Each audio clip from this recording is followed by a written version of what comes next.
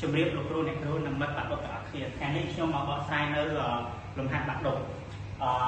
លំហាត់ម៉ូទ័ររថយន្តបានបំពេញតំណដោយមានអានុភាព 88.2 គីឡូវ៉ាត់ហើយរត់ចំនួន100សិកក្នុង1វិនាទីនិងមានទិន្នផលកម្ដៅ20%តកណនីតំណនៃម៉ូទ័រក្នុងសិកនីមួយៗខកណនីបរិមាណកម្ដៅស្រូបពីប្រភពក្ដៅក្នុងសិកនីមួយៗកកណនីបរិមាណកម្ដៅដែលម៉ូទ័រផ្ដល់ឲ្យប្រភពត្រជាក់ក្នុងសិកនីមួយៗ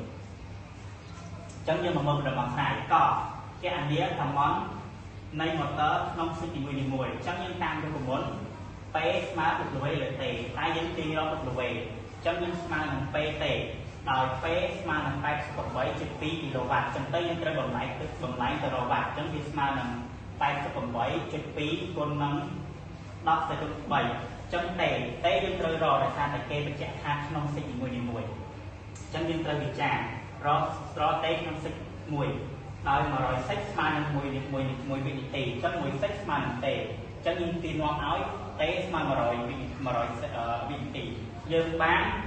W ស្មើនឹង 88.2 គុណនឹង 10/3 គុណនឹង100ចឹងចម្លើយបាន 88.2 គុណ 10/5 សូលដូចនេះ W ស្មើ 88.2 គុណ 10/5 សូល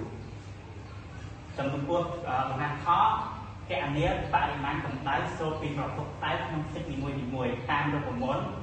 គុយហាស់ស្មើ W លើ E ចឹងដោយ W ស្មើ 88.2 គុណ 10/5 សូល E ស្មើ 20% ចឹងយើងបំលែងទៅបាន 0.2 ចឹងយើងបានគុយហាស់ស្មើនឹង 88.2 គុណ 10/5 ចែកនឹង 0.2 ចឹងយើងបាន 441 គុណ 10/5 សូលដូចនេះគុយហាស់ស្មើនឹង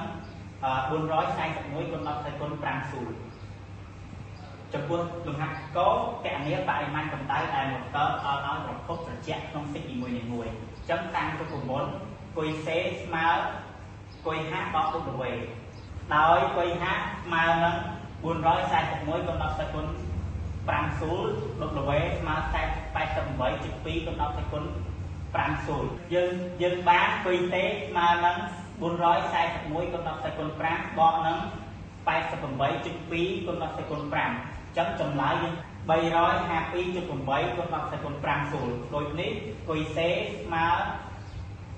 352.8 គុណ 10/5 សូលចឹងការបកស្រាយរបស់ខ្ញុំត្រូវបានបញ្ចប់សូមអរគុណ